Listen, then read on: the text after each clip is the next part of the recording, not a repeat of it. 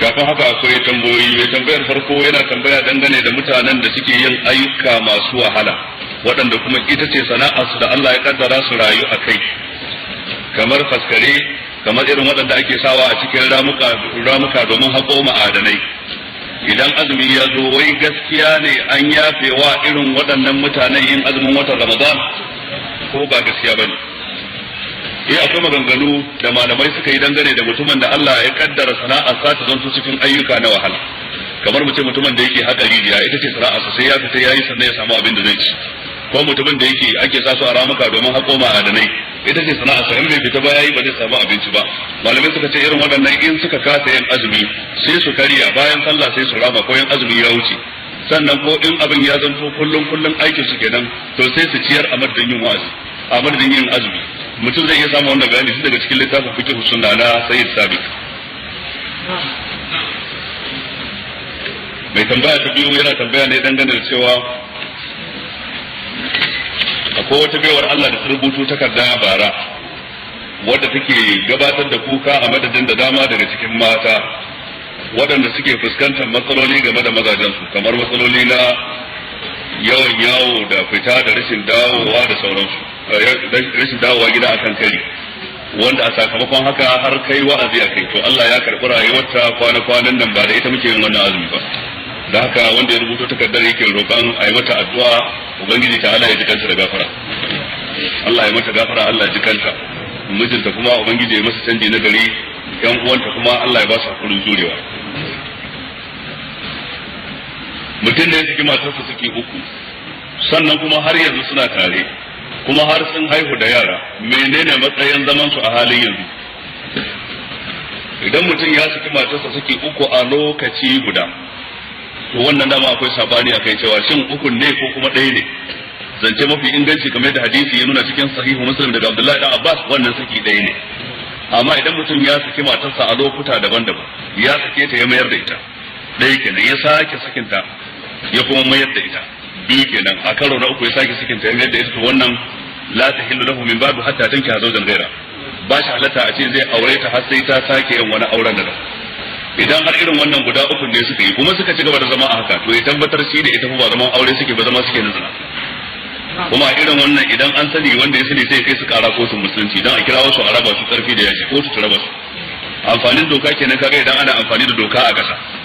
musamman in dai doka ta Allah ce, mutum ba zai zo kare doka a tsara masa ido a kyale shi. Kila makwabta ba za su iya raba su, kila iyaye ba za su iya raba su, amma kotu na iya raba su.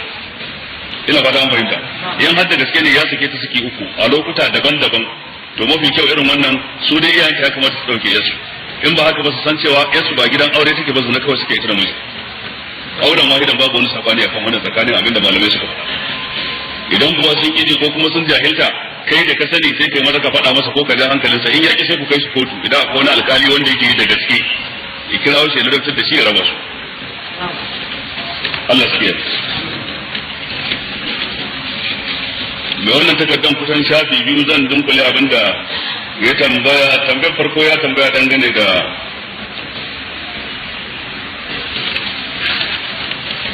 zakatul fitr bayanin da zai zo nan gaba idan muna da yin ta da izinin ubangiji subhanahu wataala. Wannan sannan kuma yayi dogon bayani dangane da abinda na karanta lokacin da muke kisar ƴaƴa guda biyu na annabi Adam, wajen fassara fadin Allah ta'ala, watlu alaihim naba abnai adam bil haqqi iz qarraba qurbanan fatuqbila min ahadi. Mun yi bayanin cewa shi wannan wanda ya kashe dan uwansa, wato duk wani kisan kai da za a yi yau a ban kasa ta hanyar zalunci, to yana da kaso na wannan kisan, tunda shine farkon wanda ya sunnanta kisan. To shi mai tambayar abin da ke cewa na ce haka, hadisi ne cikin Bukhari, in ba kuma ta na karanto hadisi. Manzo Allah ne ke cewa ma min nafsin tuqtalu zulman illa kana ala bani adam al-awwali kiflun min damiha li'annahu awwal man sanna al-qatla. Babu wata rai da za a kashe yau bisa ga zalunci face sai wannan dan annabi Adam din yana da kaso na wannan rai da aka kashe a zalunci a ko ina ne a fadin duniya, tunda shine farkon wanda ya fara sunnan take. Wannan hadisi ne daga annabi sallallahu alaihi wasallam. To shi mai tambayar abin da yake da matsala akai cewa yanzu wannan ba zai zama ba kamar yayi kama da wata aqida ta kiristanci da suke da cewa wato akwai laifi na asali wato original sin kamar da ya rubuto laifin asali yanzu bai zama wannan yayi kama da wancan akida ba a gaskiya bai kama da shi su kirista mai suke nufi da wannan laifin asali abinda suke nufi da laifin asali an ajiye annabi Adam cikin aljanna an ce da shi karka ci bishiya sai dai ci to wannan laifin da yake yayi kuskure to tunda yayi kuskuren ya shafi dukkan ƴaƴansa kowa mai laifi ne a duniya gaba daya ba a samu waraka daga laifi ba sai lokacin da aka haifi annabi Isa bayan an zo an tsere shi an gicciye su aqida su jinin su da ya zuba kasa shine ya zama wankan zunuban da haka wanda ya yarda da wannan aqida to an wanke zunubin sa wancan na asalin wanda ya gara daga annabi Adam wanda bai yarda da aqidar ba har yanzu zunubin nabi sa kaga su kirista abin da suka ce kaga wannan karkatacciyar aqida ce ina fata mun fahimta babu alaka tsakaninta da wannan babu alaka tsakaninta da wannan abin da muke magana wannan kisa da yayi a sararin duniya ko manzo Allah ne ba da hukunci bisa ga haka duk wanda ya kashe wani ta hanyar zalunci to wancan din yana da laifi amma idan ka kashe mutum ta hanyar adalci fa aslan ma kana da laifi balla sai laifi ya shafe ka sannan laifi ya shafe wanda suka yi kisa bai shafe wanda bai kisa ba amma su original suna aure kirista ya shafi kowa da kowa cikin yayin annabi Adam har mu da kai da mu da su yanzu duk muna cikin zanubin a aqida su kenan suka ce annabi Isa ya bayar da ransa ne an kashe shi don saboda ya ceci bil adama daga wannan laifi idan mutum ya da wannan akida to ya shiga cikin wanda za su shiga cikin wannan ceto sakamakon digar jinin annabi Isa wanda bai da akidar ko ba haka ne ba to kaga mun karanta ko mu cikin suratul nisa asalan maganar cewa an kashe annabi Isa ma tsariya ce babu su yahudu da suka ce sun kashe shi Allah ya kawo hikayar zancen kuma ya karanta su wa qawlihim inna qatalna al-masiha Isa ibn maryama rasulullah fadin su cewa mun kashe wato almasih shine annabi Isa dan Maryam rasulullahi Allah ce wa ma qataluhu wa ma salabuhu walakin shubbiha lahum wa innal ladhina ikhtalafu fihi la fi shakkin min ma lahum bihi min ilmin illa tibaa dhann wa ma qataluhu yaqina bal rafa'ahu Allah ilayhi wa kana Allah azizun hakim maka ruwaito hadisi daga ibn abi hatim wanda yake bayyana yadda annabi Isa ya kirayi mutanansa lokacin da yaji yahudawa suna da irin za su kashe shi yace da almajiransa wane ne zai yadda a jefa kamannuna a tattare da shi za a kama shi a kashe amma sakamakon sa yana tare da cikin aljanna yayin da wannan magana har su uku wani yaro yana tashi saurayi cikin sama aka jefa kamannin su cikin wannan su aka kama shi kashe suna nufin annabi Isa daga karshe bayan an kashe su suka kashe uku waɗansu daga cikin suka ce ai Allah ne da kansa ya sauko duniya ya gama abin da zai ya koma sama ko ba haka ba waɗanda suna annasuriya nasrais kenan sai kuma waɗansu kuma suka ce a'a ibnullahi ne ya sauka sauran duniya wato ya gama abin da zai yi sannan kuma ya koma sama wajen babansa haka waɗansu suka faɗa a cikin aqidarsu wanda sune al-yaqubiyya wato jacobites to daga nan gurin sai waɗanda suka ce bal huwa abdullahi rasulullahi bawan Allah ne manzon Allah ne waɗanda ake kiransu muwahhidun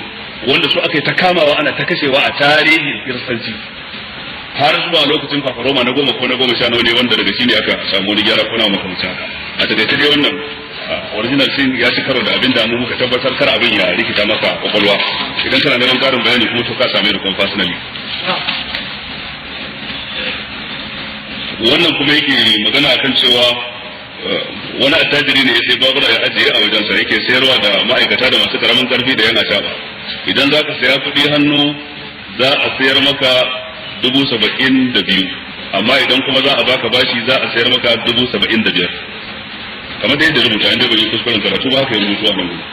ko kuma in za ka saya ma da kaɗan wato a kowane wata a rinka cirewa cikin shekara ɗaya ko cikin shekara biyu to za a sayar maka akan kuɗi 90,000 amma idan kuɗi hannu ne 72,000 amma in za ka rika biya da kaɗan zai kai har 90,000 me hukuncin ai mun an sa irin wannan a baya cewa menene riba ne haka manzo Allah ya nasarta cikin hadisi man ba a bai'atayn fi bai'a falahu aw kasuhuma aw riba haka hadisin manzo Allah nuna wannan riba ce da haka dole ana sayar da kaya ne akan farashi daya sawa'un bashi ne ko kuma kudi hannu ne ba bambanci mai tambaya ta kusa da karshe ya faɗi sunansa ba na so in faɗi sunansa saboda wata hikima da zan abin nan gaba ya rubuta cikin harshen turanci yana cewa yana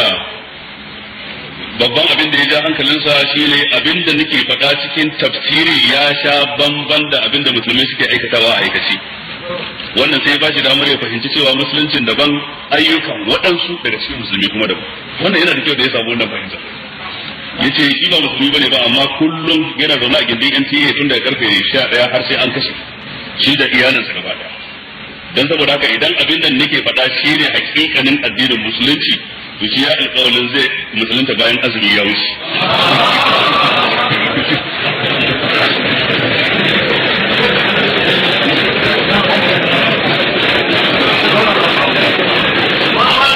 har ya nemi cewa idan zai yi musadu farko dai zai iya baka lambar waya ta za ka iya rubutawa ka yi contacting dina for more details and explanation. Ya lamba ta waya da za ka iya samu na